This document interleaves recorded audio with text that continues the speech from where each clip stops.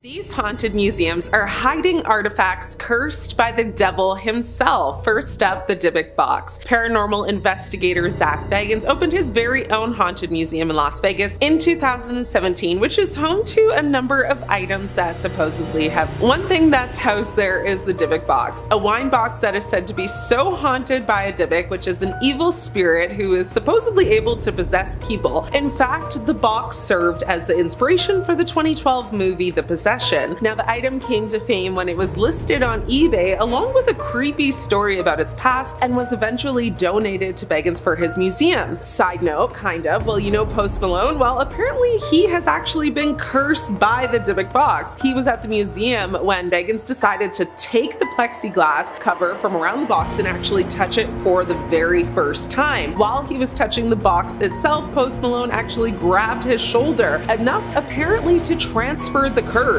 Now, in the months that followed Post Malone experienced one, his private plane was forced to make an emergency landing after its tires blew off. Two, three armed robbers targeted a home in San Fernando Valley that they actually believed to be his. And three, his Rolls Royce was involved in a serious car accident. Yep, that sounds like curse to me, but time will tell if more things happen. The cursed chair, also known as Thomas Busby Stoop Chair. This simple wooden chair is said to have been cursed by accused slayer Thomas Busby. Now, Busby was executed by hanging in 1702 in North Yorkshire, but before he passed, he allegedly performed something sinister on the chair in question. Over the years, several passings have been attributed to people sitting in the chair and later passing in suspicious circumstances. It now remains at the Thirsk Museum, where it is displayed hanging from the ceiling, making it impossible for anyone, even museum staff, to actually sit on it. Next up, Great Bed of Ware. In around 1590, carpenter Jonas Fosbrook crafted a giant bed so large that it is said to be able to sleep 4 couples. The extra large bed now lives at the Victoria and Albert Museum,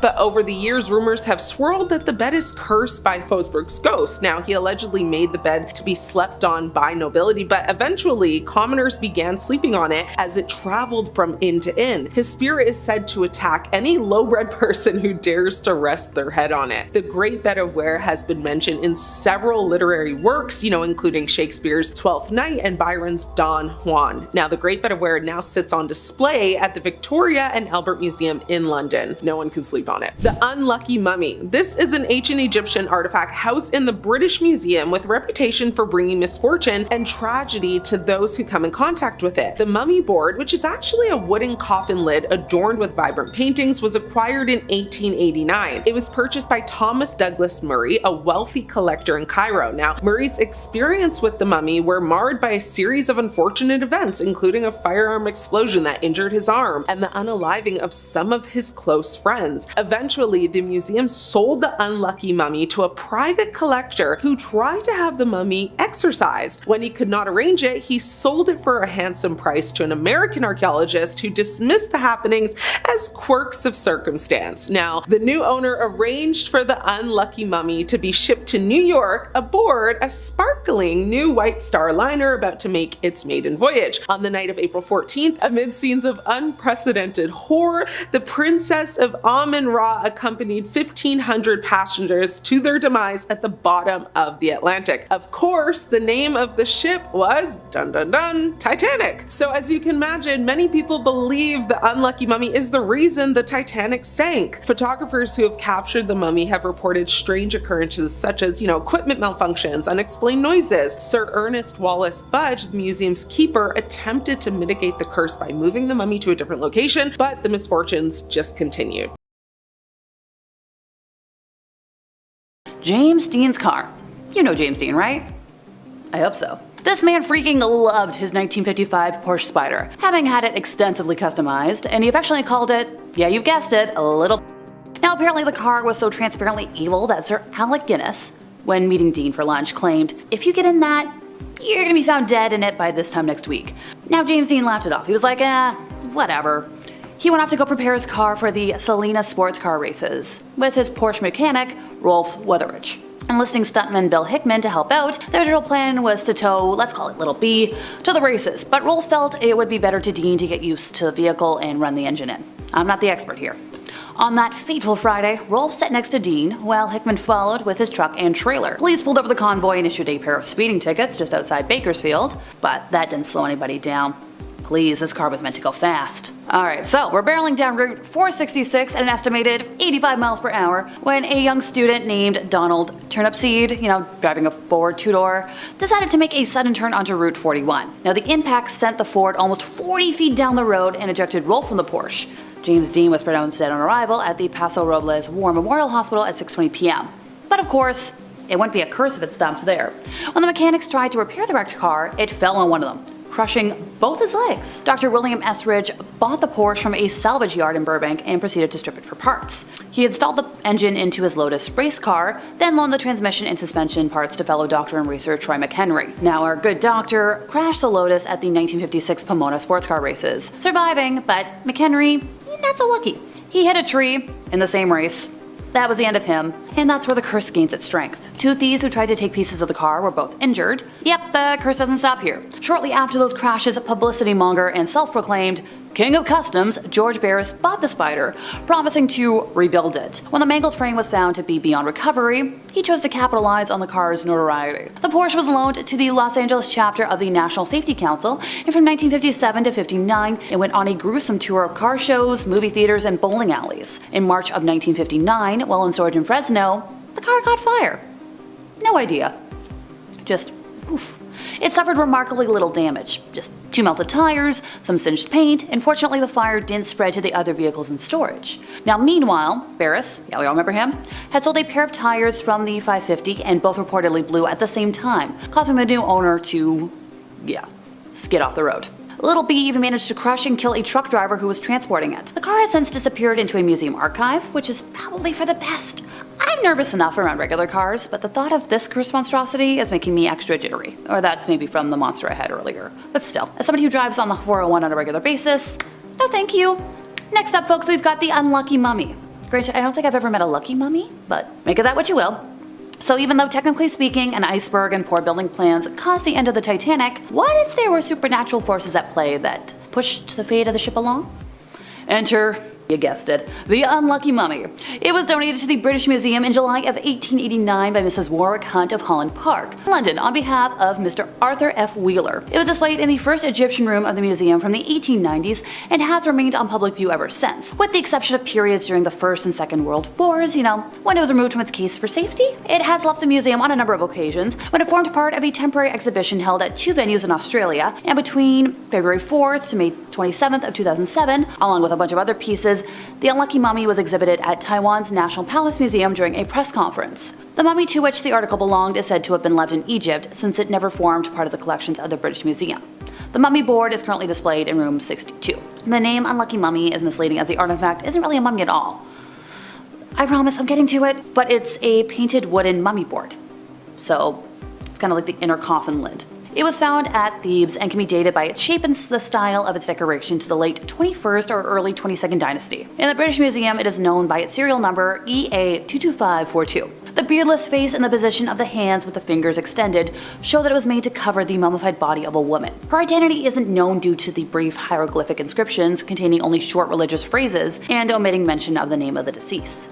The high quality of the lid indicates that the owner was a person of high rank. It was unusual for such ladies to participate in the musical accompaniments to the rituals in the temple of Amun-Ra. Hence, early British Museum publications described the owner of 22542 as a priestess of Amun-Ra. E. Wallace Budge, keeper of Egyptian and Assyrian antiquities from 1894 to 1924, also suggested that she might have been of royal descent. But we're not quite sure. In at number 3 we have UFO in Brazil. A 110-pound mysterious large sphere was discovered in the northern Brazil in 2012. A 46-year-old man named Valdir Jose Mendez told police the sphere landed several meters from his house, leaving a 1-meter deep hole in the yard. He said, I quote, "I heard the noise and I went out to see what caused it. I thought it was a plane that had fallen or an earthquake. The noise scared Mendez so much he didn't even go outside to check it out. Eventually curiosity got the better of him and he headed outside to find a cashew tree in his yard was snapped in in half by a mysterious metal sphere laying in a hole nearby. 20 villagers along with Mendez helped extract this mystery object from the ground to further examine it, and it was hollow, and if shaken, some sort of liquid can be felt swishing inside. This mysterious object became a huge uproar in the community, and over 2,000 people came to see this UFO. Due to this being found in the year 2012, it was thought that this could be the beginning of the end of the world, and others think it was an alien craft. There have been many sightings of UFOs throughout history in Brazil, starting in 1947 and to this day. A meteorologist at the National Institute for Space Research stated he believes it is a piece from a satellite. Military police soon confiscated the sphere and took it to the barracks in nearby Mata Roma. They didn't specify what the UFO's possible future will be.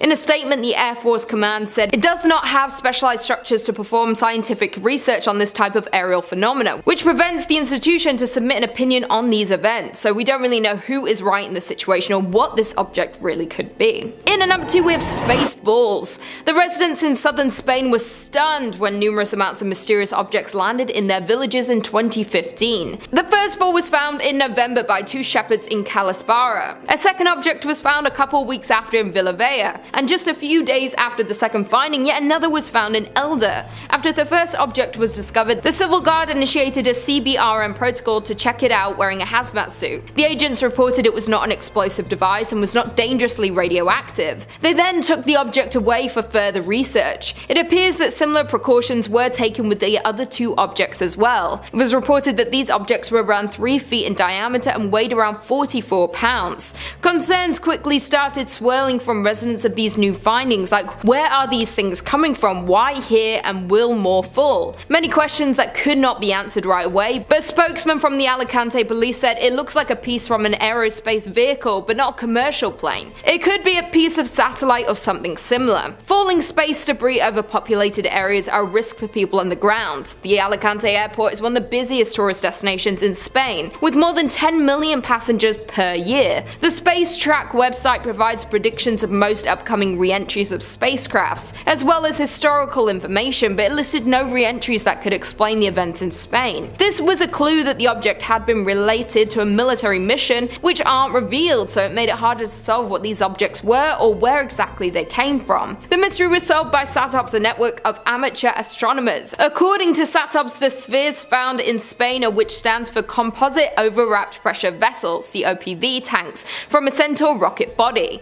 the upper stage of the Atlas V rocket, which had been launched on March 13, 2008 from Vandenberg. And finally, in at number 1 we have meteorites. Things fall from the sky all the time, but sometimes space can bring some of its components to our Earth. And cases of that is meteorites, which have been found all throughout the world. These space rocks are most easily recognized and recovered from desert regions, either hot like Arizona or cold like Antarctica. An estimated 25 million meteoroids, micrometeoroids, and other space debris enter Earth's atmosphere each day, which results in an estimated 15,000 tons of that material entering the atmosphere each year. Even though this is a massive number, most fall into the water that covers 70% of our planet's surface and are unfortunately never recovered. One that was recovered was in January of 2018, when pieces of a meteorite fell in Hamburg, Michigan, and these pieces were found in a frozen lake. After thoroughly analyzing the space rock, scientists announced that the meteorite contained thousands of organic compounds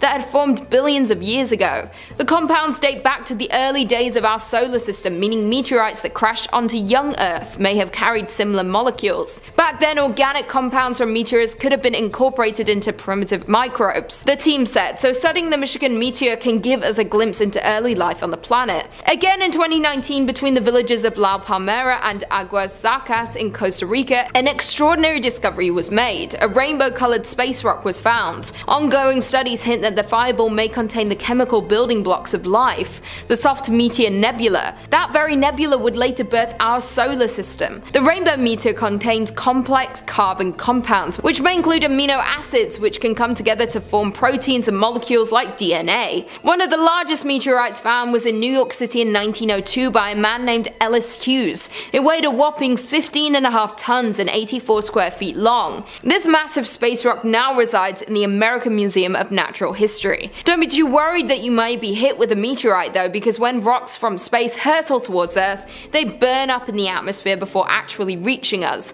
That's why so many that are found are small fragments of a larger one. Number 4.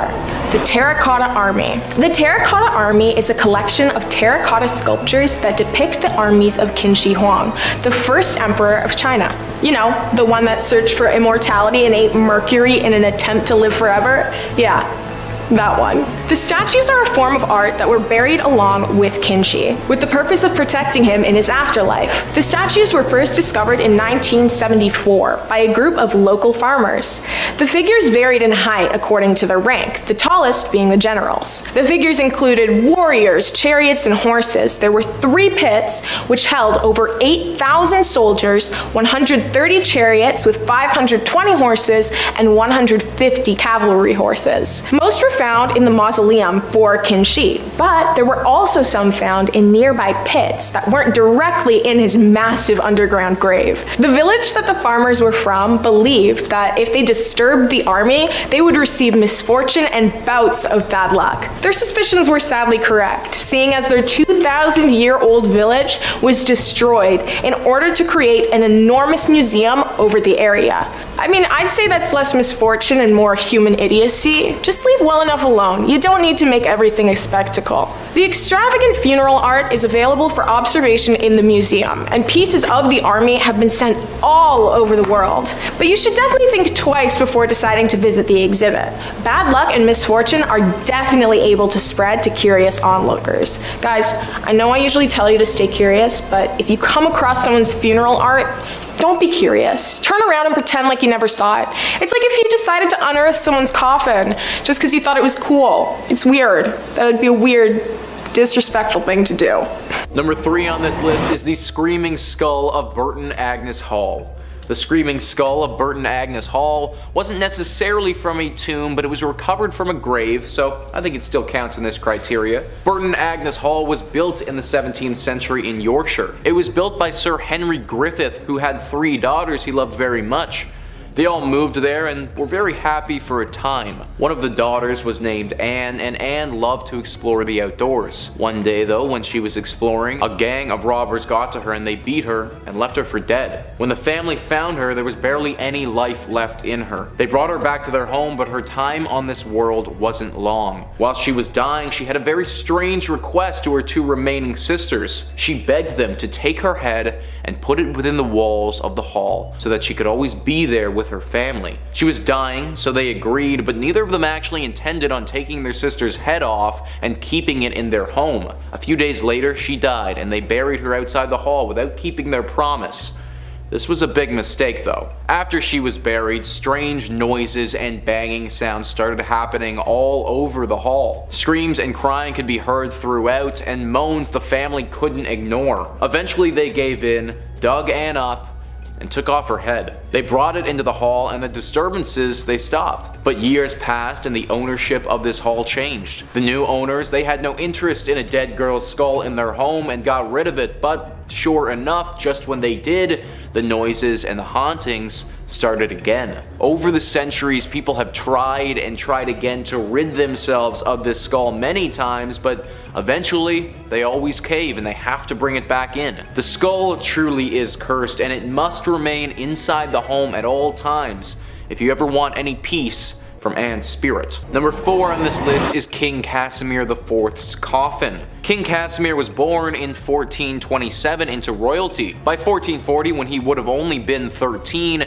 Casimir was named the Grand Duke of Lithuania, and only 7 years later in 1447 became the fully fledged King of Poland. He stood as the King of Poland right up until the day he died. Oftentimes, kings don't make it right up until their death, but King Casimir's success was pretty historic. He's known in Polish history as being one of the most politically active and prosperous kings to ever rule over their country. During his reign, he won several wars, recovered territories for Poland, and made their royal family one of the leaders in Europe. Due to all of the glory that he received in his life, it was only fitting that he have a tomb that reflected this. He died when he was 65 years old in 1492 and was put to rest in the chapel of Wawel Castle. There he lay for roughly 500 years until 1973. Researchers opened the tomb to find a horrible surprise. The researchers opened this tomb and investigated the mummification process and all the artifacts he was buried with. They took his body and coffin out of this place and brought it back to their lab. What they didn't realize though was that this coffin had a curse to it. It's estimated that over 15 people died who worked on researching this body and this coffin. It took a while before they realized what was causing this death, but eventually they discovered the error of their ways.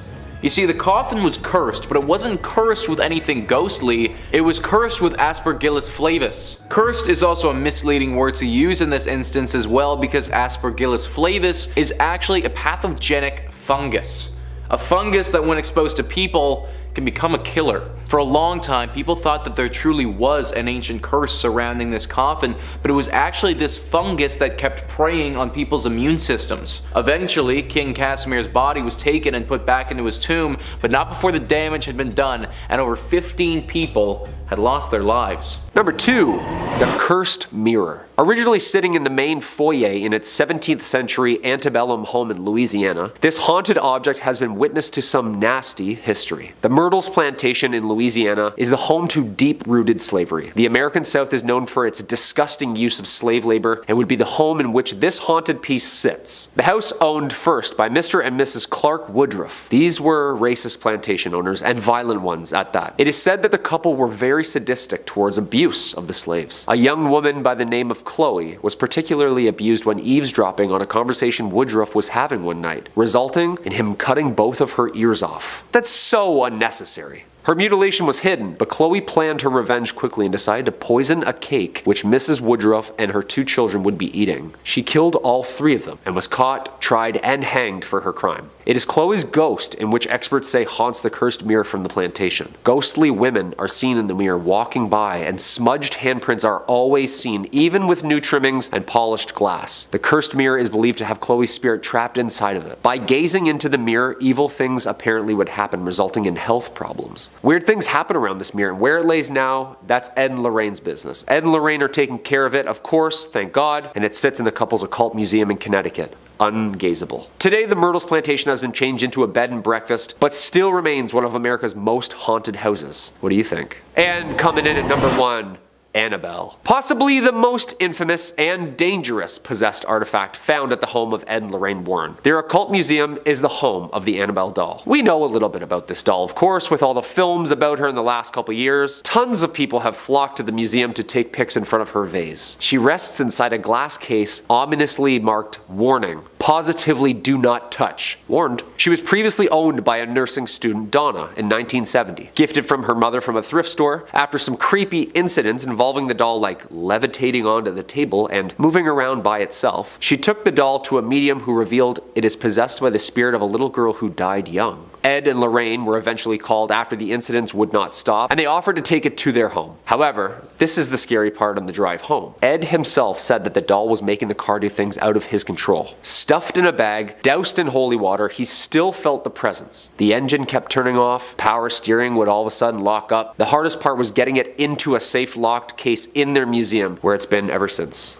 Thank goodness. The doll holds evil power and demonic possession, Lorraine says, and she refuses to even make eye contact with it. Yeah, you know it's bad when they won't even look it in the eye, huh? The museum unfortunately has been shut down since 2019, but the cursed objects still seem to be staying put. Thank goodness. The Ulfber's sword that shouldn't exist. In 2008, German archaeologists unearthed a Viking sword near the Weser River, unlike anything they had ever seen. The sword, believed to be over 1,000 years old, was found embedded in clay during field plowing. Now, x-rays revealed the inscription, which I'm gonna butcher this, but it's like Velbert, something like that. Sorry if I got that completely wrong. Now, this indicates it's one of the highly valued swords, known for their exceptional quality and Frankish origin. Now, this weapon was made of such pure high carbon steel, it shouldn't have been possible to create for another 800 years. Now, here's the kicker. Modern metallurgists say the sword matches the strength and purity of steel made using industrial methods, not medieval ones. That's like finding an iPhone buried in a Roman ruin. Now, some believe these swords were crafted using technology that came from, well, somewhere else. Possibly even the Middle East,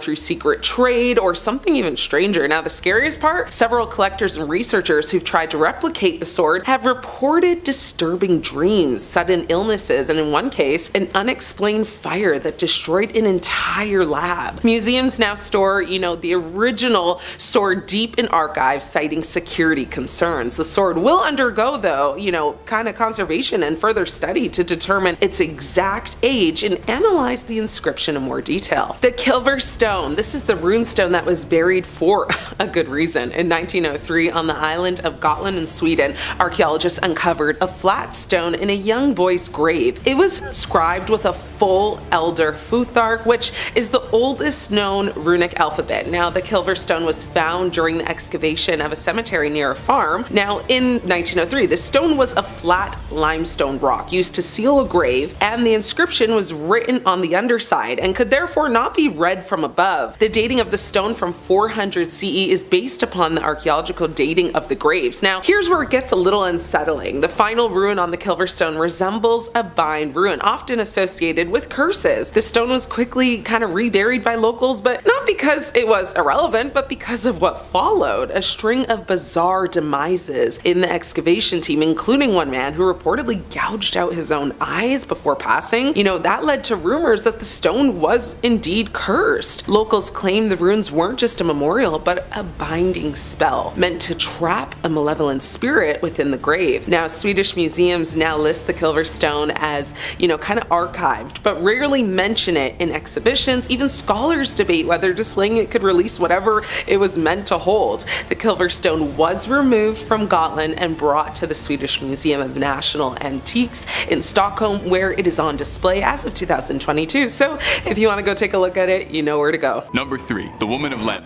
Modern art can be a bit confusing. It's hard to understand an artist's true meaning behind their work, especially when things start to get abstract. Looking at the Woman from Lemb statue, it's hard to even make out what this is supposed to be. A fertility statue? Primitive bog roll holder? You wouldn't even know just by looking at it just how lethally cursed this statue is. We don't know who crafted this or why, but we do know that under no circumstances whatsoever should you ever touch the Woman of Lemb statue, lest you're looking to incur the wrath of a centuries-old evil. The statue was first uncovered in 1878 in Lemb, Cyprus, giving the statue its name. Carbon dating suggests the statue was formed around 3000 BC. Hey, wait a minute. Do you think Otzi the Iceman ever saw this statue?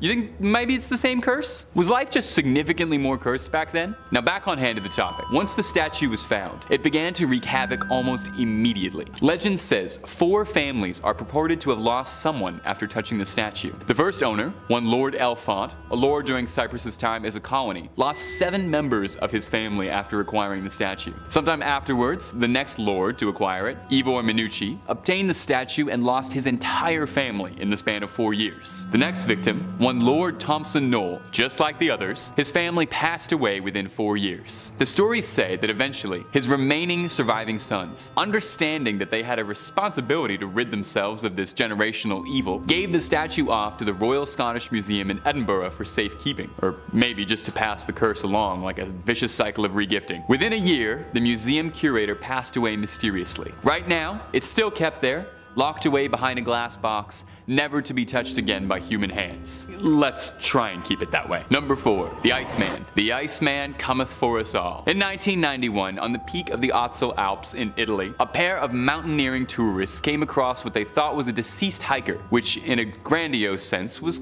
kind of true. Not a recent passing, however, because the Iceman in question was dated from 3000 BC. The nature of his passing is unknown, so the criminal could still be out there at large. A fascinating find for the scientific community, the Iceman, nicknamed Otzi after the mountain he was found in, shined a light on history previously unseen. Otzi was the oldest body ever discovered with tattoos, history's first bad boy, if you will. After being unearthed, the body was brought to Austria to be studied intensively, but nothing the researchers discovered could have prepared them for the curse that they had unearthed. A worrying amount of people involved in the study of the Iceman found themselves befelled to an ancient unearthed evil. The first man to discover Otzi, one of the hikers, fell off a path on a mountain mountain to his doom. A mountaineer passed in an avalanche. A forensic pathologist was involved in a lethal car accident en route to give a speech at a university about the Iceman. In total, 7 researchers involved in the study of the Iceman and observers found themselves losing their life after meeting him. So where is the Iceman now? Hopefully supervised? Well, Otzi is currently being held in the South Tyrol Museum of Archaeology down in the bottom of Italy, where he is kept in a climate-controlled environment to maintain his preservation. Locked away, visitors are permitted to come see the Iceman, but only through a frozen, thick glass window. Is that room to keep him cool and preserved? Or is it to keep whatever curse lay dormant inside his bones docile? All we know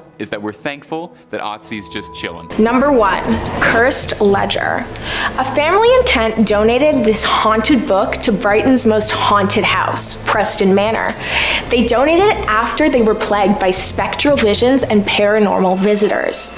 The shop ledger is from 1915, but was found trapped in a brick wall at a jeweler while a demolition was being performed in the 1980s. It was discovered by Tony Benyovitz in 1988 when he was demolishing the Shoreland Fuchs shop, which had closed in 1984. He, for some reason, decided to bring the book home, and it caused him and his daughter to suffer a myriad of paranormal hauntings, which they described as spirit visitations. His daughter, Josephine, claimed that images appeared in her rug, including a group of men, women, and children, and a soldier with a horse. She said that the spirits told her that the book had to be returned to Brighton for the anniversary of its first entry in December of 1915. The spirits' requests caused Josephine to phone Preston Manor, who sent a medium to visit the house. The medium confirmed that they sensed bad things emanating from it. Wow, specific.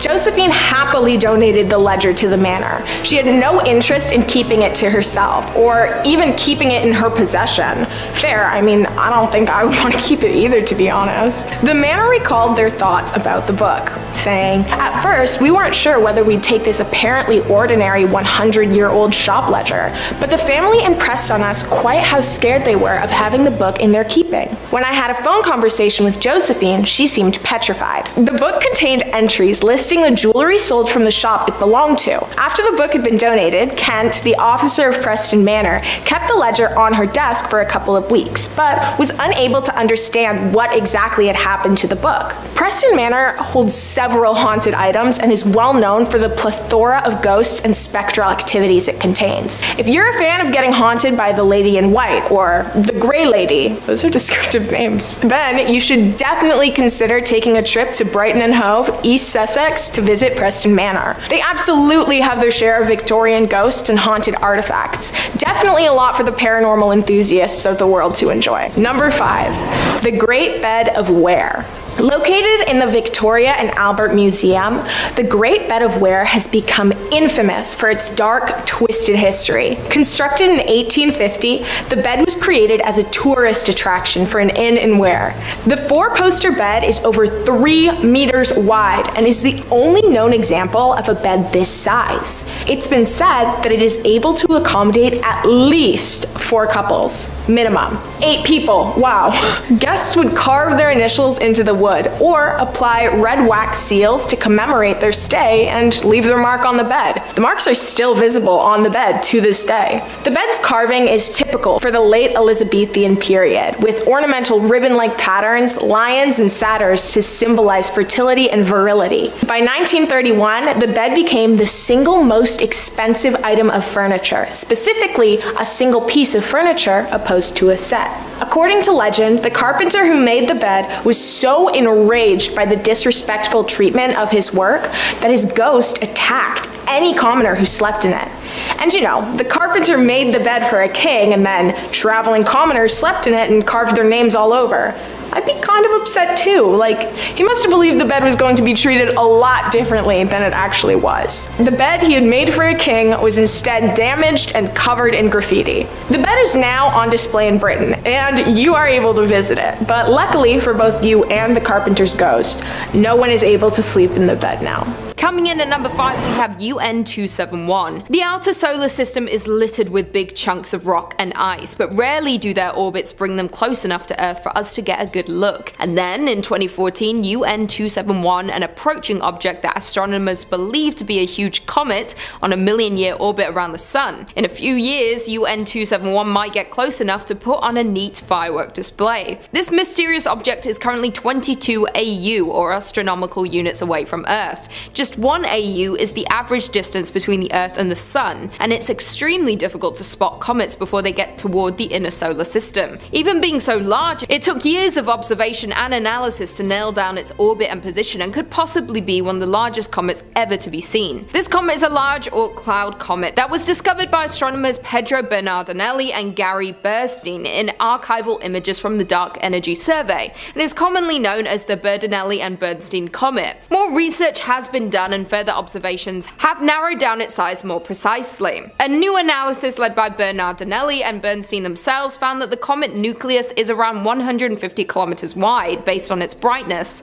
If so, that makes it the largest comet ever discovered by quite a lot. Most are only a few kilometers to several dozen kilometers wide, while some particularly big ones like Hale-Bopp may be up to 80 kilometers wide. The previous record holder, Sarybat's comet of 1729, has been estimated at about 100 kilometers wide. It is believed that by January 2031 it will be the closest it will ever be, and may even be able to be seen by the naked eye. Coming in at number 4, we have Salyut 7. Before the rise of the space age in 1957, the only things we had to worry about falling from space were meteors, asteroids, and the occasional comet. But today, satellites and spacecraft regularly launch into orbit and beyond, and sometimes they fall back to Earth. Salyut 7 was a space station in low Earth orbit from April 1982 to February 1991, and was a part of the Soviet Salyut program. Back in the day, it used to be the largest and most unique man-made creation to enter the Earth's atmosphere. Then, in February 1991, after 9 years in orbit, the Russian space station became one of the largest human-made objects to re-enter Earth's atmosphere.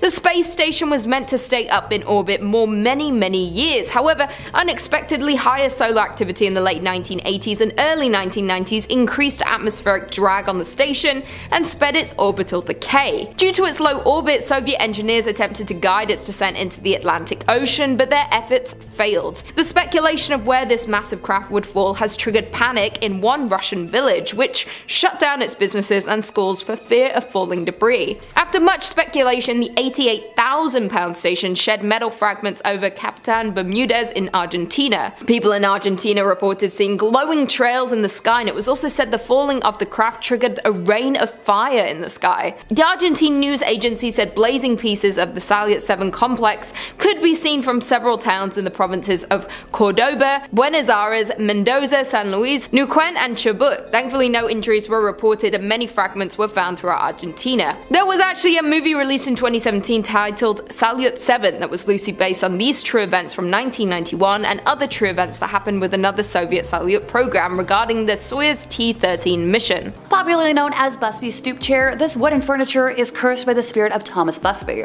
who was known to ruthlessly, kill people.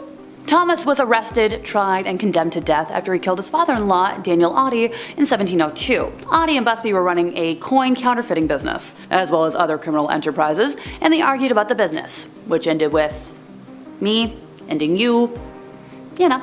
Before getting hanged for his crimes, he requested to have a meal in his favorite local pub. And upon finishing his meal, he stood and said, "May sudden death come to anyone who dares sit on my chair." And ever since then, 63 people who dared to sit on the chair met untimely and terrifying deaths. I'm sorry, someone out there waited until the death toll got to 63 before deciding, maybe there's something wrong. I feel like I would have noticed the common Lincoln deaths by, I don't know, 20 weird deaths or so? At least. Specifically, locals claim that during the Second World War, Canadian airmen from the nearby base at Skipton-on-Swale went to the pub, and those who sat in the chair never returned from missions over mainland Europe. As recent as the 1970s, some fatal accidents were linked with the chair.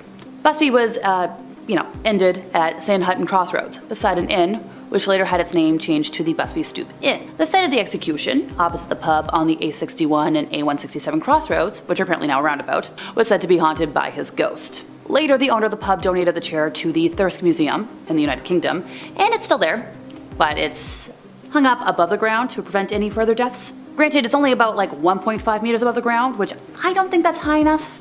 Stupid people will still find a way. May I recommend a healthy 3 feet, or put it in a box, or even better, put it away forever? Alrighty, what are we starting off with today? Oh, none other than the infamous Robert doll. Okay, maybe he isn't ancient compared to a lot of the other artifacts I'll be talking about today, but he makes up for it in the terrifying category. For starters, the doll only looks vaguely human. His nub of a nose looks like a pair of pinholes, and he's covered in like little brown marks, kinda like scars. His eyes are beady and black, and combined with his malevolent smirk, he's terrifying to look at. And that's coming from somebody who loves creepy dolls. Clasped in his lap, he's holding his own toy, a doll with disproportionately positioned eyes and a too big tongue falling out of its mouth. Now, this doll originally belonged to Robert Eugene Otto, an artist described as eccentric, which, most artists are, but I promise, I'll elaborate. Neighbors of Robert used to hear him having a conversation with the doll, and this continued into his adult years. Okay, that's not too weird. He brought it everywhere and talked about it in the first person as if it weren't a doll. That might sound kinda batty, but yeah, it's the best way to deal with cursed objects. Trust me, I'm talking from experience. The doll remained stored in the Otto family home until Robert died in 1974. Now, after his death, a couple bought the house, and their young daughter found the doll in the attic. The girl often claimed that the doll was trying to enter. Go figure. If it was hidden away, probably for a reason. The doll is now on display in a museum in Key West and is still believed to curse people. His last caretaker before the museum experienced him disappear and reappear as he pleased, along with hearing footsteps and giggling in the attic. Some claimed the doll's expression changed when anybody badmouthed his owner in his presence. He's also been responsible for, a couple of car crashes, some divorces, broken bones. Okay, good Robert, please. I don't need to be cursed. Let's move on, shall we? Next up, we have the Dybbuk Box, or Dybbuk Box. Depending on who you ask, the pronunciations are different all over the interwebs. Nevertheless, in Jewish folklore, this is an evil spirit. Supposedly, a Holocaust survivor accidentally summoned the demon while using a homemade Ouija board, but managed to trap it inside the wine cabinet. Okie dokie, let's just unpack that for a second. Somebody summoned something evil with a Ouija board, sealed it in something else, and people keep trying to awaken it? Let sleeping demons lie, for crying out loud. It's a new year. Let's just not bring anything crazy into it. Kevin Mannis bought the box at an estate sale in 2001 and immediately started having nightmares about an evil hag. Ditto for anybody who stayed with him. Now, he gave the box to his mother, who suffered a stroke on the same day. By the way, this story was the inspiration for the 2012 horror film, The Possession. Probably heard about it. The box's later owners have also claimed that, that creature appeared in their nightmares as well. The last owner was Jason Haxton, director of the Museum of Osteopathic Medicine, who not only had nightmares, but developed a strange skin disease and began coughing up red fluids, if you get what I mean. Now, at that point, he contacted his local rabbis, sealed the creature back in the box, and gave the cabinet to, Zach Baggins. You've probably heard of him? Ghost Adventures? Yeah, that went in his museum. By the way, most recently in 2018, Post Malone fans claimed his series of bad luck was caused by his contact with the cabinet. The Beardmore relics, the artifacts that destroyed careers and were pulled off display for decades. If a Viking sword could ruin a man's life, ignite an international scandal, and vanish from museum displays for more than 30 years, it would be the Beardmore relics. And the craziest part, the Royal Ontario Museum actually displayed them until everything connected to them turned toxic. Literally, some staff swore the items brought nothing but misfortune into the building. In 1936, a Canadian prospector named James Dodd walked into the ROM claiming he had discovered a cache of Viking artifacts, a sword, an axe head, a spear, and fragments of chainmail, now in the remote wilderness near Beardmore, Ontario. If true, this would radically rewrite North American history. It would mean Vikings explored deep into Canada, far beyond Newfoundland, centuries before Columbus. The museum actually bought the story instantly. They didn't just display the relics, they celebrated them. They were proof, tangible, dramatic proof of Norse,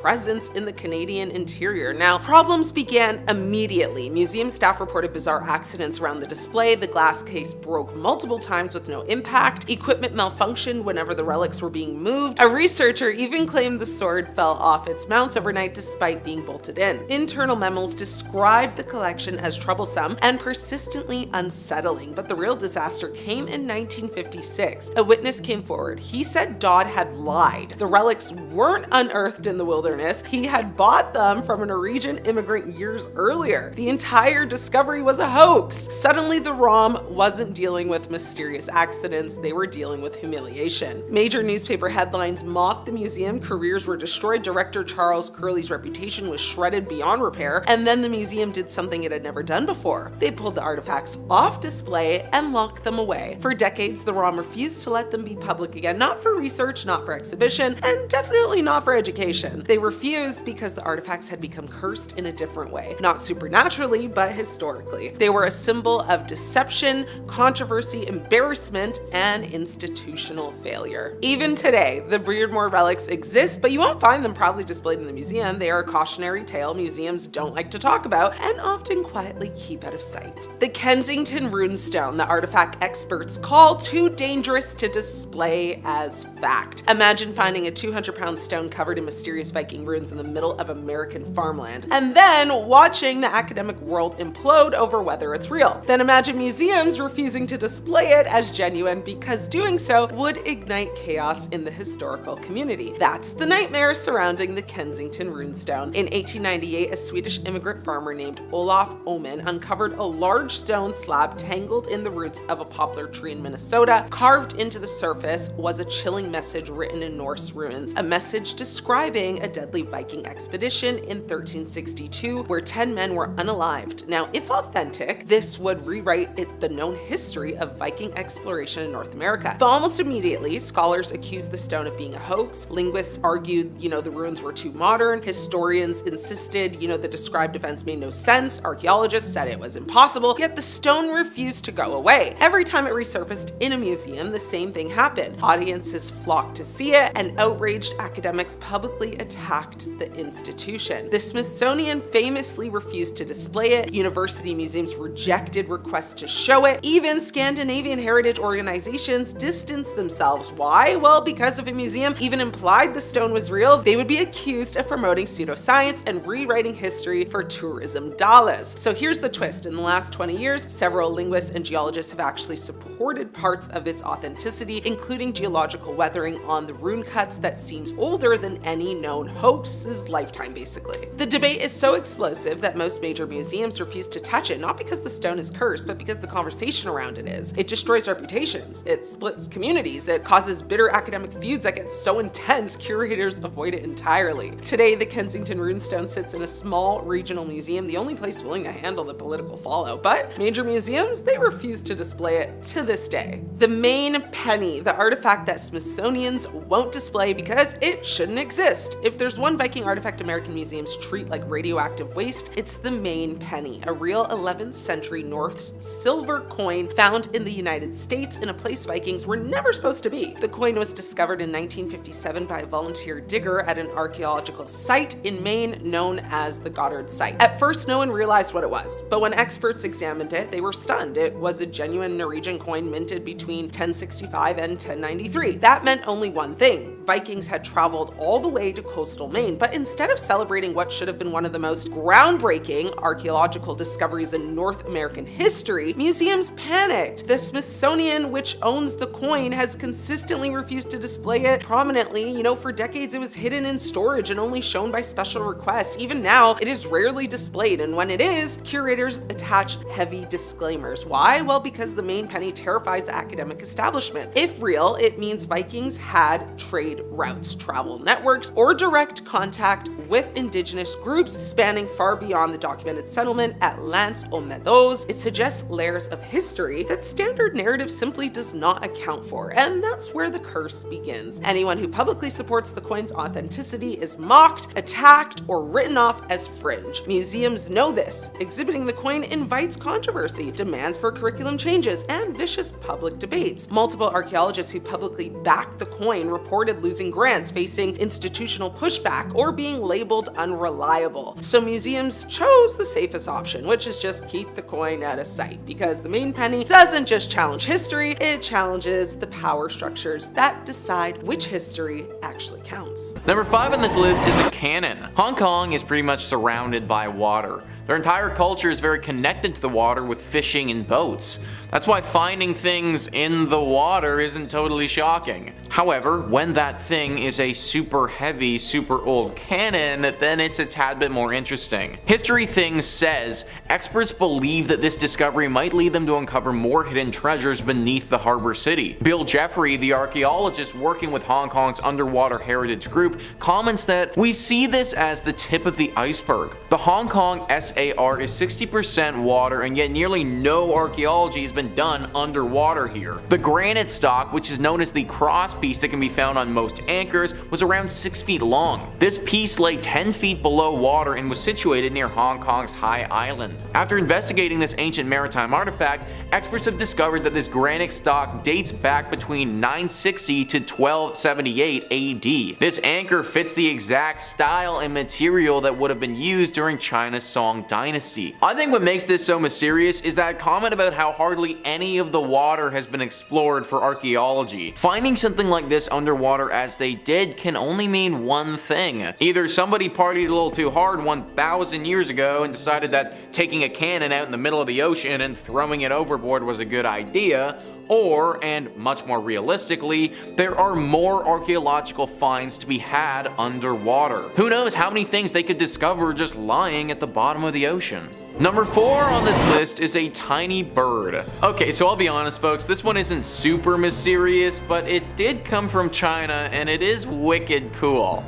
The artifact is a very small bird sculpture, literally so tiny that you could probably fit 20 of them in one hand. It's made from blackened bone and doesn't really look like much. Just a very basic bird potentially sitting atop of a perch. So what makes this thing so special and why has it made our list? Well, this little bird is pretty freaking old. This tiny sculpture of a bird discovered at Lingjing, China is 13,500 years old. We're talking about something that is hundreds to thousands of generations older than we are right now. This Paleolithic bird, being the ripe young age of 13,500 years, is the oldest discovered 3D piece of art in all of East Asia. The way that it's made also indicates that there are a lot more of these little guys to be found. How smooth the sculpture is shows that this wouldn't have been a one-off from the artist and they knew what they were doing. I guarantee that whoever made this that many years ago couldn't even begin to comprehend that their tiny sculpture would make for a talking point on a YouTube video this many years later, and honestly, that's pretty cool. Number 3. The Voynich manuscript. The Voynich manuscript is a coded book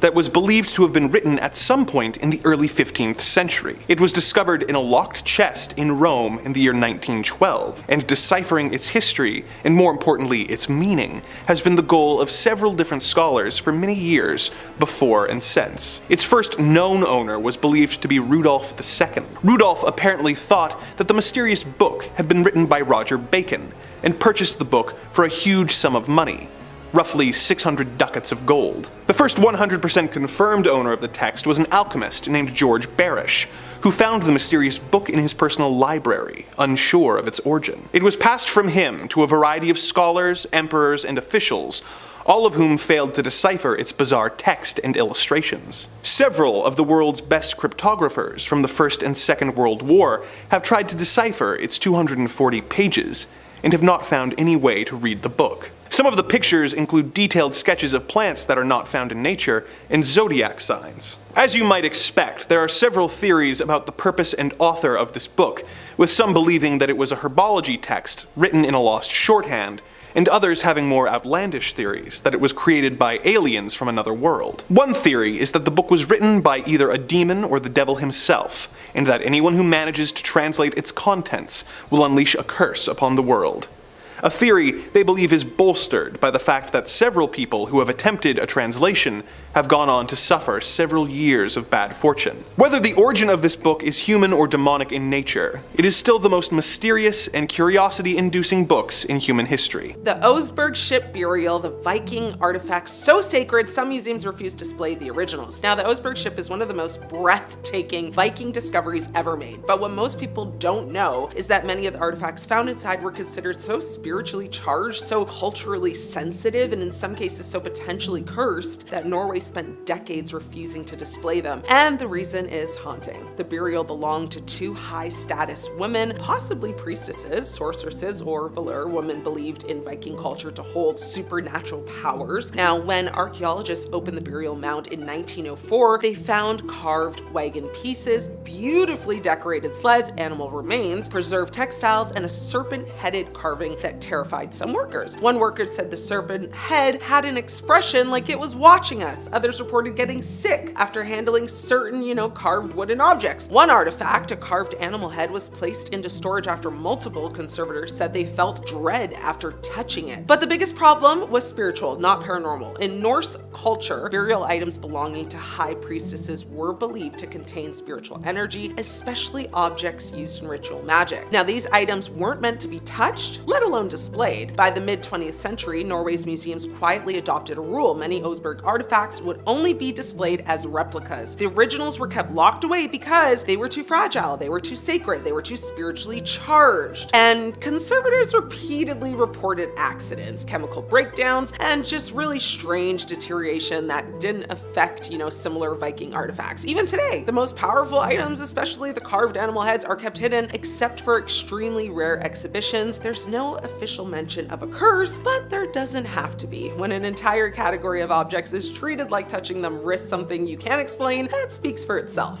The Lewis Chessmen, the haunted Viking chess set museums locked away. If you think a chess set can't be haunted, you've never heard the stories whispered about the Lewis Chessmen, one of the most iconic Viking era artifacts ever discovered. Carved from walrus ivory and dating back to the 12th century, these eerie little figures were found buried on the Isle of Lewis in Scotland in 1831. But the discovery wasn't peaceful. The man who found them reportedly had nightmares for weeks. Local folklore says, the pieces moved in the night and brought bad luck to whoever kept them for too long. When the artifacts were acquired by British museums, strange stories didn't stop. A museum archive record mentions staff hearing, clattering inside locked display cases. Another described the knights carved with bulging eyes and biting their shields as disturbing to work with. And the British Museum displayed most of the pieces, but here's the part most people don't know. Several of the pieces were originally kept hidden because curators thought the public would be unsettled by them. Even stranger, for over a century, a small group of the chessmen were kept out of sight entirely by the National Museum of Scotland due to ongoing debates about their ownership, their origins, and the persistent folklore attached to them. One former curator claimed he refused to work late in the storage room that held the chessmen because he heard noises like something tapping inside the drawer. Were the pieces cursed, haunted, or just unsettlingly lifelike? Whatever the truth is, museums kept portions of the set locked away for a long time, and even today, some of the most notorious pieces are not always on public display, which only makes them more mysterious and more legendary. Which Viking artifact intrigued you the most? Let me know. Thanks for tuning in. I'm your host, Ashley. I'll see you next time. Some videos aren't meant to be watched, but I'm diving into real cases of haunted footage that is so infamous that paranormal investigators and skeptical experts have warned the public to stay away. Let's talk about the Seacliff Asylum basement tape, the footage that should have never been made public. In 1999, a contractor working at the abandoned Seacliff Lunatic Asylum in New Zealand captured what was meant to be routine documentation of water damage. Instead, he filmed what experts have called one of the most chilling, unexplained encounters ever recorded. The man walks through the basement, narrating the smell of mold, the peeling paint, until the camera glitches hard, drops out for a second, then comes back with a figure standing at the end of the corridor. You can't see a face, only a silhouette. The contractor calls out, thinking it's a trespasser, but the figure does not move, it just tilts its head. And then, this part made even veteran ghost hunters nauseous. The shape appears behind him in the next frame without ever walking. The contractor screams, the camera hits the floor, and the recording ends. Number 2, the Hope Diamond. The Hope Diamond has shown up more than a few times on this channel, and for good reason. It's considered one of the most haunted rocks on the planet. The diamond was first uncovered in India, with reports purporting that the diamond was plucked from the eye of a statue of the goddess Sita, the goddess of beauty and devotion. Legend has it that the first person who stole the diamond was mauled by dogs shortly after taking it. That's a pretty quick curse. From here, the diamonds passed through countless hands, never staying in one place for too long. It's said to have been owned by King Louis XVI XIV, and Marie Antoinette, who as far as I know never had anything too bad happen to her. Nothing worth losing your head over worrying about. That's a little history joke for you. Throughout the diamond's storied history, it's been said that just about every owner suffered a horrific fate. 14 confirmed deaths and owners throughout history, and that's only the ones we know of for sure, as there could be countless more. The jeweler who recut the stone into its current form, William Falls, died a ruined man in poverty and hardship. His son Hendrik stole the stone from his father, who would later be prompted to take his own life for the crime. After passing from owner to owner under grisly circumstances, it made its way to Harry Winston, an American jeweler who, possibly making the only good choice of anyone on this list, thought it better to play with his odds and donated the diamond to the Smithsonian Museum in 1958, where it currently resides, sealed away. The curators of the Smithsonian were thrilled to receive it and have said that they consider the gem a crown jewel, and that in all the time it's been in their watch, no one has suffered any ill effects. Maybe Indiana Jones was right. It belongs in a museum. That's too many Indiana jokes in one video. Too many Indiana jokes. I'm excited about the new one. I can't believe old Harrison Ford's coming back again for the millionth time. He's always coming back. Number 1, Robert the Doll. Every good list of cursed objects should definitely include one cursed doll. I know we had the Shadow Doll up there, but that was like a starter cursed doll. We got better ones. So that's why we're gonna finish up this list for today with a classic haunted doll. Dolls are just inherently a little bit scary when they're not being used for make-believe, and they're especially scary when they carry a series of unfortunate urban legends with them, like the case of Robert the Doll. Maybe you've even heard of Robert the Doll, maybe from this very own channel, maybe from this very own host, because I mentioned him in the first video that I ever did. It's all full circle. He's one of the more notable cursed dolls out there. If you're in the cursed doll community, you probably know him. Robert has been haunting for over a century. He used to be the property of one Robert Jean Otto, although he shared a name with the doll, he preferred to be called Otto. Maybe because of the doll he wanted to be called Otto. Anyway, Otto received Robert as a boy from his grandfather, who obtained the doll through unknown means. Trying to trace wherever it came from has proven fruitless, as no toy company has ever been found to have produced it. Now, the young Otto loved Robert and had a very active imagination to a degree that would unsettle his parents. He would refer to the doll in first person and brought it everywhere with him, even dressed it in his own clothing. Otto would say that he would hear Robert talk to him and would see him move. Children who passed the homestead when walking by would say that they claimed that they saw Robert in the windows watching them. Otto would blame all these mishaps on Robert. Injuries, breaks, anything that happened, it was because Robert had told him to do it, or that Robert the doll had done it. And this behavior kind of understandably deeply worried Otto's parents. Otto kept Robert until the day of his death in 1974, where he then traveled from home to home, causing a path of misfortune wherever he went, until he eventually found himself in the Key West Art and Historical Society,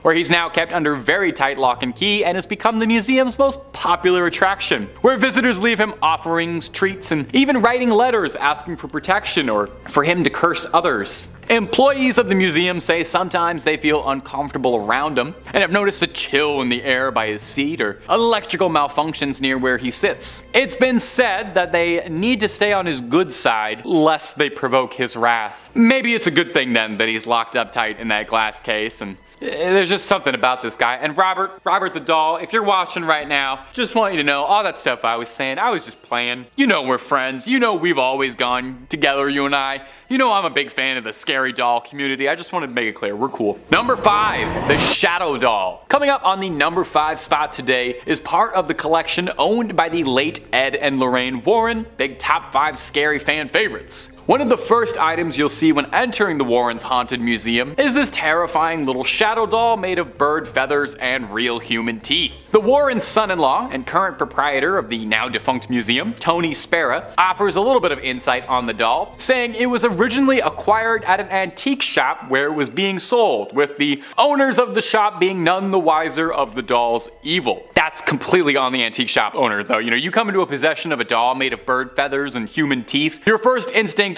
should not be to stick a price tag on it. You should toss it into the ocean or burn it, something like that. Spera claims that the doll's curse works by taking a photograph of the doll, and then when it develops, you write the curse that you'd like to inflict on the back of the photo, and you send that to your victim. And the person who opens the envelope and sees the doll in the photograph will invite the curse into your home. Now, probably a lot of pictures of the shadow doll behind me, or pictures of the shadow doll being interspersed in this video right now. I just want to tell you, I don't have any curses in mind. mind. I didn't write any curses down. I don't have a negative thought inside my head, buddy. I barely have thoughts inside my head as is. If I would curse you with anything, I would curse you to always find loose change, always get texts back from your crush, and I'd curse you to always make the right amount of pasta. I'd only curse you good things. Now, the real question I have to ask about this scary shadow doll is, do you think it's jealous that it's not the most famous haunted doll in the Warrens Museum? I know I would probably have a very hard time sitting next to Annabelle all day. Everyone's coming to gawk and take photos at my movie star sister. Ugh, hard life. Nobody's gonna make any movies about me. No wonder that doll was cursing people. And if you're looking for more stories about cursed dolls, I've got lots and lots and lots and lots of those. And I've got lots of other scary things too. Aliens, ghouls, goblins, conspiracies, just about anything you can think up. I've done a video or two on it. So hit subscribe. Please make sure you hit that little bell as well. That means you get every one of the videos we make. But do that at the end of this video if you wouldn't mind, because I got 4 more crazy cursed objects coming up for you right about now. Number 4, cursed ballista balls. Like, the last couple years had everybody acting pretty strange. I think it was unprecedented times. Maybe you binged all of Tiger King in a day. Maybe you got really into making sourdough. Maybe you returned a cursed artifact you stole when you were a teenager. We all went through some personal development. In 2020, a source that chooses to remain anonymous returned an ancient artifact that they'd stolen as a teenager to the Israeli government. A Bronze Age ballista ball fired during the Great Jewish Revolt by the Romans. The thief swiped them as a teenager when visiting with a group of friends and went on to live a fairly normal life, a successful career, found a partner, sired some children. Throughout his entire life, he felt as if there was a weight over him, as if he had some invisible presence of guilt weighing down on him forever. And he said no matter how long it had been, or how much his life had moved past this childhood act of delinquency, his heart could never move on from it, and he felt as if he'd been cursed to forever bear the guilt of it. During the events of the last few years, he said it stirred in him this apocalyptic feeling that made him want to return the ballista balls in the hopes of finally clearing his conscience. Do you think at any point during all that fun stuff during the quarantine and everything, do you think he was ever worried that he might have accidentally done it by moving those ballista balls and that's why he had to put them back? Through Facebook, he ended up getting put towards the right channels within the government to return it. But you know what's really bizarre about this bizarre story? This isn't even the first time this has happened, because in 2015 an almost identical story played out. In 2015, 2 ballista balls were returned to Israeli authorities alongside a note stating, "I took these in 1995 from a residential quarter at the foot of the summit. They have brought me nothing but trouble. Please do not steal antiquities." Well, I've got to say it's a nice change of pace to hear about people trying to undo a curse before anything got too heated. And you know what? I like these stories. It's a very easy to follow message for those of us listening at home. Don't steal antiquities. Unless you're Indiana Jones, that should be some pretty easy advice to follow in your life. The Viking Buddha of Helgo. Now this one will mess with your idea of history. In 1954, archaeologists excavating the Swedish island of Helgo discovered a small bronze statue of the Buddha. Yes, Buddha. Dated to around the 6th century AD, the figure somehow traveled thousands of miles from India, or possibly China, all the way to Viking territory, centuries before global trade routes were even formalized. Now this bronze statue statuette of the Buddha stands about 8.4 centimeters tall. Specialists in Buddhist, kind of iconography suggest that it was manufactured in northwest India, perhaps, sometimes around the 6th century CE. What makes the item special, though, is that it was excavated on a small island in Sweden, just west of Stockholm. Now, in the mid-1950s, excavations began on the eastern end of the island of Helgo. Now, the excavators found evidence for occupation from the 4th century CE to the 11th century CE. In July of 1956, excavators uncovered the Buddha in an indistinct lair outside the remains of one of the structures on the site. Now, the site, located on a series of terraces on a hillside, was challenging to excavate and, also interpret. So how did a Viking, end up with a Buddha statue? Well, some believe it was looted from a shipwreck or passed through an unknown global network, but others say it points to a suppressed history of Viking contact with with, distinct civilizations and spiritual exchanges where, we've never been told about. The statue is held now by the Swedish History Museum, but it's rarely displayed. I mean, according to insiders, the museum avoids putting it on, exhibit because it just raises too many unanswerable questions. Would you go visit it? If you could, let me know if you have or want to or plan to. I would love to hear about your experience. The Oseberg Viking tapestry that depicts something else. The Oseberg Tapestry, a fragment of which was found in the Oseberg ship burial, is a source of mystery due to its fragmented nature and the unique depictions it basically contains. Now, the tapestry, made of wool, silk, and flax, is one of the few surviving examples of Viking age textiles and features scenes of humans, animals, and wheeled vehicles. Now, the original size and full narrative of the tapestry remain unknown, prompting ongoing research and interpretation. When the Oseberg ship burial was excavated in Norway in 1904, archaeologists found something incredible, this preserved tapestry. But this wasn't just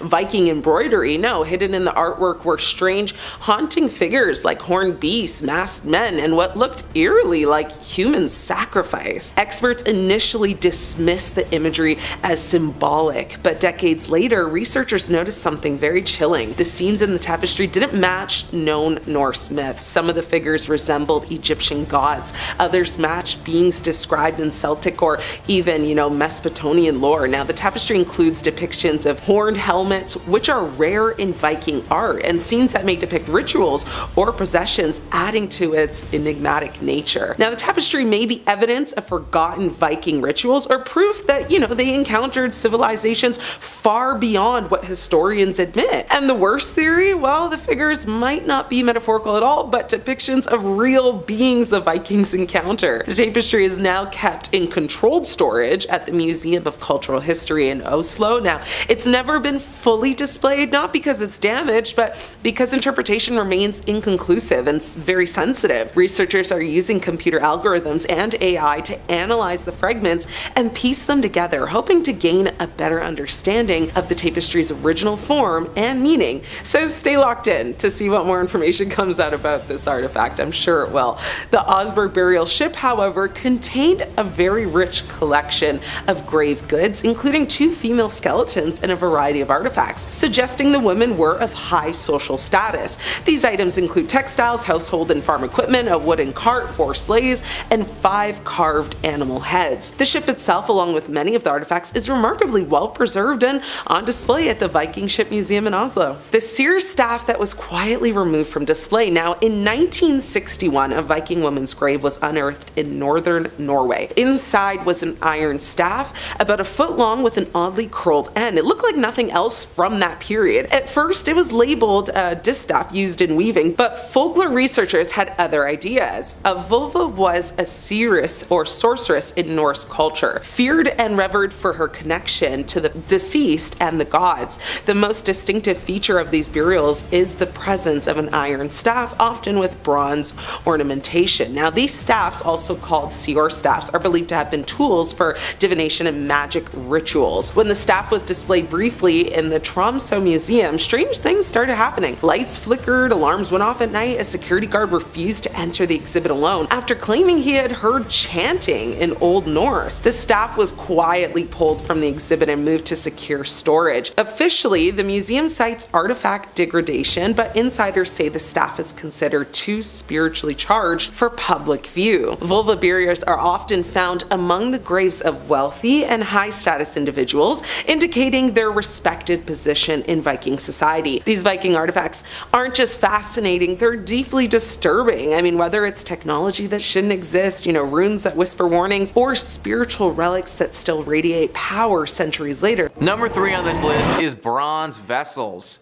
Indiana University says that these bronze vessels were found in tombs and were made for use in rites performed on ancestral altar or cast specifically for burial with the dead. Only Chinese kings and high-ranking nobility could afford such expensive and labor-intensive artifacts, which required a knowledge of mining, smelting, metallurgy, and casting to execute. From Shang Dynasty records comprised of some 200,000 inscriptions on bone and turtle shells, we know that China Chinese ancestors were procreated with elaborate rites, feasts, and sacrifices. If ancestors were displeased with the activities of their descendants or the rituals offered to them, they might fail to act on their progeny's behalf or even cause their descendants harm. This could come in the form of poor harvests, droughts, or famine. The Chinese believed in a complex world of spirits which comprised a multitude of nature deities, royal ancestors, and others who controlled important earthly phenomena such as weather, harvests, births, deaths, and military campaigns. So it's pretty clear that these bronze vessels played a role in the rituals the Chinese performed with their dead, but the passage also leads me to believe that they may have been involved in causing people to die in the first place. These are ritualistic artifacts, and considering the Chinese believed in a complex world of spirits, I don't think it's unrealistic to think that they may have used these in rituals to curse someone with a poor harvest or even death. To use these bronze vessels in appealing to a deity and have that deity help them with their current issue. Of course, I'm only speculating here, and the exact use of these things in rituals will probably remain a mystery. Number 2 on this list is the Sanxingdui masks. The Sanxingdui masks are some of the most recent and most mysterious discoveries that archaeologists have made in China in quite some time. Aaron Reich says, remains of a gold mask dating back 3,000 years were found in a huge treasure trove of artifacts discovered at an archaeological site in China's Sichuan province, which sheds more light on an ancient civilization that remains mysterious to historians. The mask consists of around 84% gold, measures 28 centimeters high and 23 centimeters wide, and weighs about 280 grams, according to the English Language Daily reported. But according to Lei Yu, head of the Sanxingdui site excavation team, the whole mask would weigh over half a kilogram. If a whole mask like this was found, it wouldn't just be the largest and heaviest gold object from that period found in China, but the heaviest gold object found from that time period anywhere. The mask remains one of over 500 artifacts found in the cache at the site. The Sichuan province is one of the most mysterious provinces in China. These masks are gorgeous too and look to be extremely valuable. No one currently knows what they were used for. Something this beautiful has to be connected to royalty or to some sort of ancient and important ritual. Potentially something that someone might wear when performing a ritual that would connect them to a god or some other deity. Very little is known about this dynasty and their practices, so sadly these masks and what they were used for will also remain a mystery. And finally, number 1 on this list is the Terracotta Army. The Terracotta Army has got to be the most famous Chinese artifacts to have ever been discovered. There's just simply nothing in the world that comes close to rivaling their uniqueness. Chinese workers digging a well in 1974 made a startling discovery: thousands of life-size terracotta figures of an army prepared for battle. Now called the Terracotta Army or Terracotta Warriors, the figures are located in 3 pits near the city of Xi'an in China's Shaanxi province. After the warriors were discovered, the site became a museum and a UNESCO World Heritage Site in 1987. The pits are situated less than 1 mile to the northeast of a pyramid-shaped mausoleum constructed for the first emperor of China, Xi Zhangquang. According to UNESCO World Heritage Center, archaeologists suspect that the unexcavated tomb could contain an entire replica of the city of Xi'an, which the warriors guard. The 3 pits contain an estimated 8,000 life-size terracotta figures, of which about 2,000 have been excavated. The figures were created to serve the emperor in the afterlife and include a mix of chariots, cavalry, armored soldiers, and archers. There are high-ranking officers, and one of the pits, number 3 actually, served as a command post for the army and contains an honor guard and ornate chariot for the force's chief commander. All 3 pits are active archaeological sites and visitors can see excavations taking place. Maybe the most mysterious thing about all of this is what is in the unexcavated tomb that they're guarding. Based on how the tomb is situated, it's currently impossible to go inside without destroying some of the history, and this is why it remains unsearched. But one has to imagine that whatever is inside of it could be extremely valuable. Whatever is in that unopened tomb warranted the building of over 8,000 statues to guard it. I don't know if I've ever done anything 8,000 times, let alone build extremely intricate statues. Hit me with a comment down below on what you believe these ancient soldiers are actually guarding. Number 2. The Anguished Man. The tale of this rather disturbing-looking painting is strange and steeped in mystery, but every scant piece of information we have on it is more unsettling than the last. The painting of a featureless man who seems to be screaming was apparently painted by a deeply troubled artist who mixed his own blood with his paints in an effort to get the right shade of red. Not long after completing it, the artist took his own life, and the painting found its way into a woman's care. She kept it for many years, but claimed that once she put the painting up, her and her family began to see a dark, shadowy figure roaming about her house. At night, they would hear strange sounds like footsteps and crying. The woman took the painting down and kept it in her attic for 25 years until she died, leaving the painting to its current caretaker, Sean Robinson. Sean had been warned by his grandmother that the painting was haunted, but he thought little of it. Robinson kept the painting in his basement for about a decade before rediscovering it and putting it up. Once again, the family began seeing the dark, shadowy figure roaming the halls and hearing the sound of weeping and moaning during the night. Sean began leaving a camera on by the painting to try and get evidence of its paranormal nature, and upon reviewing the footage, heard some odd noises and saw evidence of doors opening and closing, seemingly by themselves, and the painting falling over onto the ground. As time went on, the activity became more and more intense, with his wife seeing a strange mist and an unseen force pushing his son down the stairs. Things went from bad to worse when guests who came to see the painting began reporting intense and sudden nosebleeds. Sean takes the painting out from time to time to show it to paranormal investigators in television programs who want to hear his story. But otherwise, the Anguished Man is apparently kept locked away in a safe location to prevent any further harm from coming to unwitting people. Number 1. The Basano vase. Although it has fallen out of favor now, for centuries, a common gift given to brides on the day of their weddings were intricate, ornate vases. Our next tale begins in the 15th century in Italy and spans over 500 years. Legend says that on the day of her wedding, a bride in a village near Napoli found a gift with no clue which of the guests had given it to her. It was a 4-pound silver vase. She decided to put it in her room for safekeeping before the wedding ceremony.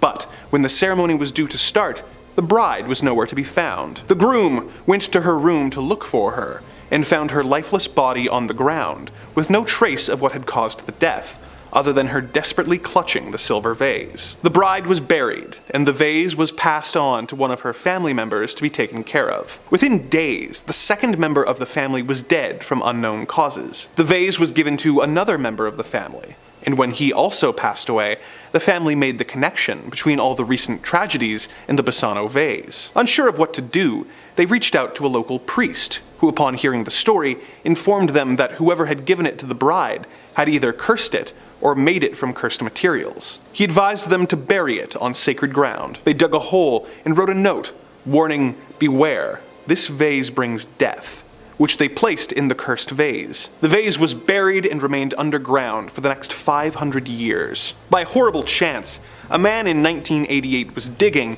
and came across the vase. He read the note, but being the skeptical type, discarded it and took the newly found Basano vase to a local auction house. The vase went up for auction and was sold for the equivalent of $2,270 to a local pharmacist. Within 3 months, the pharmacist was dead, and the vase was sold by his family to a local doctor, who also passed away soon after. The vase developed a reputation after this, and several people who were approached to purchase it refused. But it was eventually bought by an archaeologist, who, despite his family's protests, did not believe in curses. He died 3 months later. His family threw the vase out their window, but a police officer who was passing by saw this and tried to return it. The family refused the vase back and told him of its cursed nature. He tried to give it to multiple different museums, but having heard about the curse, they all refused. Fearing for his life, he did what the bride's family had done over 500 years prior and buried it in a lead box in a cemetery. Which cemetery he used is unknown, but let us hope that no unwitting soul rediscovers this cursed vase and unleashes it upon humanity once again. Number 5. Thomas Busby's chair. Our first entry actually is in a museum, but the curators have deemed it so haunted and dangerous that they have been forced to take special measures to ensure it doesn't unleash its curse on the museum's patrons. The story begins in North Yorkshire in 1702, when two criminals, Daniel Otzi and his son-in-law, Thomas Busby, came into conflict. They were coin forgers who essentially ran a criminal empire, but Daniel disapproved of Tom's relationship with his daughter. This resulted in a fight, which ended with Daniel's untimely demise. Thomas was arrested soon afterwards and sentenced to be hung. There is some variation in what happened next. Some versions of the tale say that Thomas was arrested at his favorite pub, and others say he was allowed back into the bar for his last meal before his death. Whatever the case, before being taken away, he told the other patrons of the pub, "May sudden death come to anyone who dare sit in my chair." He was then taken away and hung across the street. As the local historian and poet William Grange described it, the bones of the poor wretch who had committed murder were hung to fester in the sunshine and blow in the tempest, until they fell piecemeal to earth, and tradition yet tells tales of night wanderers being terrified when passing this dreaded spot. While Thomas began apparently haunting the spot across from the inn where his remains were displayed, the curse he laid on the chair began taking effect. Over the years, many brave souls sat on the chair to prove that they were not afraid and paid the price. In 1894, a chimney sweep sat in the chair and was found the next day hanging next to where Busby had been displayed. In 1967, two Air Force pilots sat in the chair as a joke, but when they were driving home that night, they crashed into a tree and did not survive. A few years later, a builder sat in the chair and fell off of a roof later that same night. Not long after, a cleaner fell into the chair after slipping while mopping the floor and died of a brain tumor soon afterwards. In 1978, the owner of the now renamed Busby Stoop Inn decided that too many deaths had occurred and donated the chair to the Thirsk Museum. Although they didn't technically lock the chair away, they did hang the chair on a wall, 5 feet off of the ground, to prevent anyone from sitting on it and receiving Busby's fatal curse. Number 4. The Hanging Man Painting. This haunted painting is actually linked to a haunted photograph, making it twice as haunted as most objects on this list. It all started when a photographer named James Kidd took a seemingly innocuous photo of a wooden cart next to a barn. Kidd thought nothing of it until he had the photo developed and saw that a ghostly figure had made its way into the frame. On the left side of the cart, he could see a headless and hanging man. He showed the photos to others who searched for any sign of doctoring, but could find none. It was then that this photo caught the attention of a painter named Laura P. Laura claims that she felt drawn to the image and decided that she had to make an oil painting based on the photograph. While painting the picture, she reported feeling deeply uneasy, but pushed through to finish her art. The painting was hung at a local business, but was soon taken down after it reportedly began moving on its own and caused several important papers to go missing. Laura then put the painting up in her own home, but soon began to experience strange occurrences. These included objects being knocked over or broken, mysterious knocking on the doors, strange leaks, and perhaps most disturbing, the apparition of the headless man in her home. Once word of the haunted painting got out, she received several offers from collectors to buy the painting, but she has so far refused, claiming that she is afraid of what the painting could do in the homes of others. Number 3. The Holy Souls of Purgatory. Purgatory, in Catholic belief, is kind of like a giant waiting room while the upper management figures out just where exactly they're going to find a good spot that's best for you. Well, that's simplifying it a bit, obviously. The soul is thought to be stranded in purgatory until it atones for its earthly sins, but you can hurry the process up just a little bit if your loved ones back on Earth are praying for you.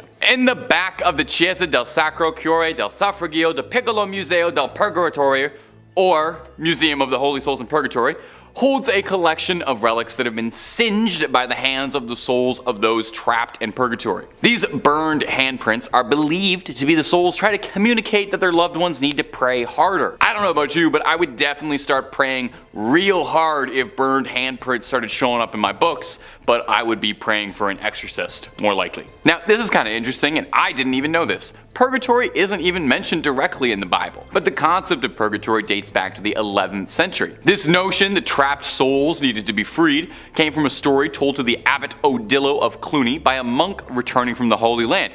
He told this story about how this ship had been wrecked, that he'd been cast ashore on a mysterious island, and a hermit who lived on the island related his own story of a chasm from which screams of trapped souls and demonic flames rose and ravaged. He told of how the demons would complain about losing souls when your loved ones would pray for their behalf. So November 2nd was established as All Souls Day. Everybody, all the souls. Where it was believed that prayers by the living could help get all of those trapped dead in purgatory loose. You know, it's kind of like that one episode of The Simpsons where the town comes together to get Bart out of the well. It's a similar enough concept, you know. They sang a song, you pray, souls get out, Bart gets out, pretty much one and the same. This particular collection of burned relics in particular, though, was collected when Victor Jouet, the missionary behind the collection, experienced a fire that burned part of the original suffragio, leaving behind a scorched image of a face that he believed was a trapped soul. Now, again, just me personally, but if I saw a face burned into one of my possessions, I would move entirely, call an exorcist, be putting salt circles around my feet for the rest of my life, but I appreciate what he did too. Number 2, the Santa Maria della Concezione crypts. Whew, my Italian is not as good as it should be. Inside the Santa Maria della Concezione crypts, as many as 4,000 friars lie here. Well, lie is probably the wrong word, as they hang here is probably a more accurate description, as these 4,000 bodies are hanging from the rafters, decorating the space of every inch of the church. Now, it might seem a bit grim or beautiful, depending on your twisted point of view. We're a scary channel, I ain't gonna judge you. There's a certain chic to it. But I wouldn't be surprised if they have to spend a few hundred a month on keeping air fresheners and incense just running all the time there. Now, you might reasonably be wondering, hey, why do they hang bones from the wall like they're throwing a Halloween party and no one went to the store to get actual decorations and they had to make do with what they had? Well, they're not just festive. The practice dates back from the 16th century when the Capuchin friars, not named after the monkey but because of the hoods they wore, left the friary of St. Bonaventure to come live at Santa Maria della Concezione. They were ordered by the Pope's brother at the time to bring the remains of deceased friars with them to their new home so that all the Capuchins could lie together. With a huge amount of bodies on their hands, the brothers decided to get a little fun with it and decorate the walls of the crypts with their bones as a way of reminding them that death comes for all of them. Surely there's a slightly easier way to remind you of the ever-present mortality that hangs over us than literally hanging a bunch of pelvises to the buttresses, but what do I know? A plaque in the crypt reads, "What you are now, we once were. What we are now, you shall be," which is grim. No way around it. The crypt contains a little bit of everything inside you. Crypt of skulls, lovely load of leg bones, and the star of the show is definitely the crypt of pelvises. Oh, make sure you get a photo in there. Make sure you grab a fridge magnet from the Pelvis Room gift shop. And number 1, St. John the Baptist's many heads. They say 2 heads are better than 1, which might be proof of what a great man St. John the Baptist is, because no one can seem to agree how many heads the guy actually had. The saint's head was supposedly brought back from Constantinople in 1206 by the crusader Wallen de Sauton, but it seems this happened more than a few times, since 3 different shrines across the globe all claim to have the original head of St. John the Baptist, and no one's able to clear this up anytime soon. St. John was a forerunner of Jesus Christ, and the New Testament says that John was beheaded by Herod around 28 CE as a punishment for criticizing his recent divorce. Yeesh. Paintings of the beheading depicted on a silver platter, which is a nice way to get a severed head, I think. I don't know if I ever want a head delivered to me, but if I had to, I would want it on a silver platter. According to the legend, there really was a silver platter his head was delivered on that made its way to Constantinople or Istanbul, but was sold by the Crusaders in order to pay for his travels back. John's head was on display in the Amiens Cathedral up until the French Revolution, where they confiscated all church treasures, and it would eventually return home in 1816, then going all the way back to Rome from Greek monks who brought it to a shrine decorated with beautiful stained glass, one panel depicting the head on a silver platter. You think you wouldn't want to remember that. Well, here's where the trouble comes in. A German museum in Munich also takes great pride in having St. John's head. The Munich Residence Museum contains a bunch of other holy relics, but their most prized is the alleged St. John's head, although no one really knows how it got there. This skull is wrapped in cloth and heavily interred with gems. Now 2 would be impressive, but St. John's got a crowd worth of heads because he's got 3. His last head can be found in Damascus, Syria in the Umayyad Mosque, one of the oldest and largest mosques in the world. This relic, also not exposed, wrapped in a cloth, and is currently located in a shrine dedicated to the saint. So will the real John the Baptist please stand up? Or do all 3 of these heads actually really belong to him, and he had to be beheaded 3 times for it to take? You know what, don't answer that. I'm not sure if that's something I really want to know. Number 5, St. Clair's fingernails and her hair. Now, some people say that fingernails and hair continue to grow after the body passes away. This is commonly repeated, but actually not true, because rather it's the skin around the fingernails retracting that gives the illusion that the fingernails are still growing. I thought I would just toss in a totally unrelated fun fact you can use at a party. These fingernails aren't growing at all, because they're not attached to anybody, and they're kept in a glass box alongside some of St. Clair's wonderful curls, like the world's worst and possibly stinkiest time capsule. Now, St. Clair was often overshadowed by her more famous mentor, Francis of Assisi, but St. Clair was her own woman, accomplished in her own right. She founded her own order of nuns, the Poor Clares. Inspired by Francis's teachings when she was a teenager, she renounced the world and founded an order based on the ideals of extreme poverty and contemplation. I should probably look into this order because being extremely broke and contemplating being extremely broke is about 99% of what I do. The order spread popularity and houses of Poor Clares were established far away from her home convent in Assisi. Now, it's said that part of what made St. Clair's decision to give up the worldly life so inspiring was that not only was she blessed to be born into a family of great wealth, but oh va-va-voom, St. Clair was a real stunner. Now, you know, the depictions we have to work with may not look like much, but they called her the first Jenner for her luscious lips and flowing locks. As proof of her devotion, Francis trimmed her beautiful extravagant hair as a physical manifestation of rejecting her former vain existence. As you can see, I'm not quite there yet. I'm still quite happy with my vain, disgusting hair. Now, someone down the line managed to get a hold of St. Clair's hair and fingernails. Maybe they were just sweeping the barber room floor. These treasures, for lack of a better word, were kept and encased in a reliquary at the basilica named in her honor. This also contains a rock crystal flask with her fingernails. Really not sure why anyone felt they needed to keep that. I'm not sure how holy these are, but hey, I'm not a saint or a bishop or a pope or any of that stuff. I'm just a YouTuber and I'm barely that even. But if you want to hear more of me narrating some of these strange and peculiar parts of the big globe we share, Top 5 Scary is the place to be. We got a little something for everyone. So make sure you click on through, like this video, subscribe, and hit that little bell, and we can keep on bringing you screams every single day, twice a day, and then some. But do that at the end of this video, okay? We got way more weird Catholic relics coming up for you. Number 4, papal hearts. You know, they say some people wear their hearts on their sleeves, and some people collect 22 hearts in marble urns inside a beautiful reliquary. We all have our hobbies. We all collect things. Just make sure those hearts are still in their original packaging, otherwise, you know, they're totally worthless. Well, these aren't just regular old hearts. These are the hearts of 22 former popes. Obviously they're former popes if their hearts are, obviously. At the Church of Santi Vincenzo e Anastasio a Trivia.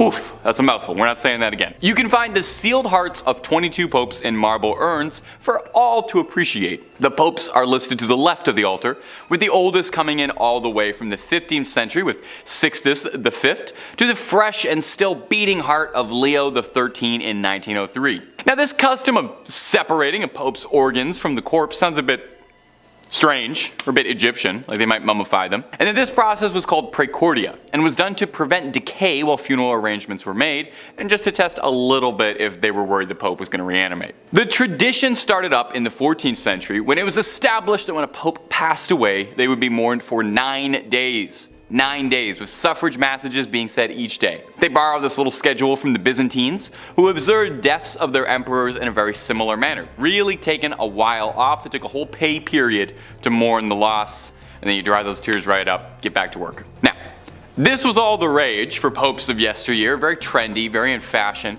But Pope Pius X in 1914 had a change of heart when he expressly forbade it in his burial and will. He said, "Don't do any of that weird stuff to me." Those were his exact words, if you can believe it. Now, since then, his successors have all agreed and have all done the same. But who's to say? I feel this could be coming back in fashion. Pope Francis, how you feeling?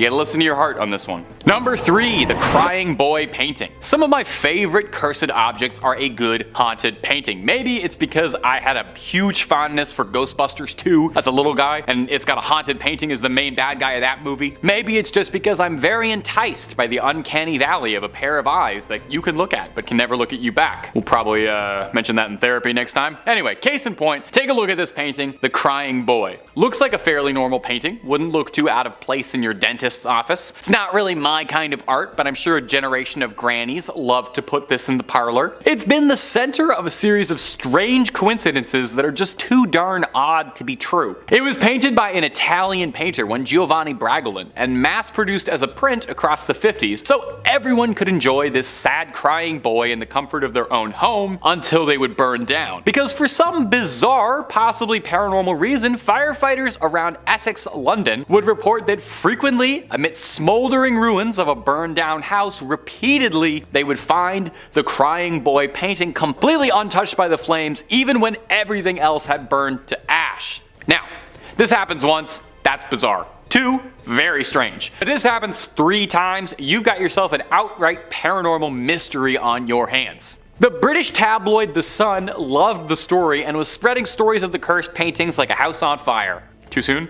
The Sun printed out warnings of people who owned the painting and that they should get rid of it, lest they find themselves smelling smoke. The story was so popular and people were so invested in the curse of the crying boy that the Sun tried to take it upon themselves to rid London of the curse by, get this, holding a bonfire in which anyone who owned a print of the cursed painting could come, torch it, and hopefully exorcise whatever demons had got into the printing press. The bonfire was a raging success, with sackfuls of the prints being torched, seemingly ending the curse of the crying boy. After hearing about this story though, does anyone else kind of want one of the prints? I don't know, there's something about it.